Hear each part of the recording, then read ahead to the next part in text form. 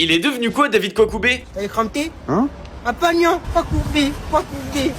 Bon, la belle époque du Kwakubé, c'était déjà il y a 3 ans, et même si officiellement David n'en est pas le créateur, on est tous d'accord pour dire que ça en est le représentant. Et même si la trend était complètement débile, j'avoue qu'en vrai j'aime bien, voilà, c'était un petit péché mignon. Si tu trouves ça gênant, c'est normal, et en vrai, mine de rien, c'est la trend qu'on s'est mangé pendant le plus longtemps en France, hein. Pendant des mois entiers, ça s'arrêtait pas. David, lui, il arrive avec son mythique Télécrampté qui a littéralement rassemblé tous les collèges et lycées de France en envoyant plus de 10 millions de vues. Évidemment, il s'attendait pas à ça, et du jour au lendemain, il se retrouve à être invité pour faire de la promo pour le PSG ou faire des interviews où il balance que des mamans de 50 ans le reconnaissent dans la rue, mais c'est pas tout parce qu'il a même eu la chance de drop son mythique Apagnan en direct sur Skyrock. Et en vrai, ce qui est fort avec David, c'est que créer une rêve c'est déjà hyper compliqué, mais il a quand même réussi à en créer une deuxième avec celle-là qui a maintenant plus de 16 millions de vues sur TikTok. Et dis-moi David, t'as quel lycée toi? On dit gna gna gna gna. Comment?